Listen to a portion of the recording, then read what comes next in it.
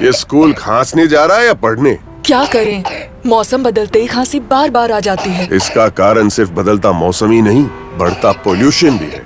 ऐसे में लीजिए 100% आयुर्वेदिक मुल्तानी कुका, कफ सिरप, तुलसी, वसा, कुलंजन, यस्ती मधु, पिपली के गुणों से भरपूर, जो खांसी पर करे तुरंत असर, ताकि बदलते मौसम के साथ आप न बदलें।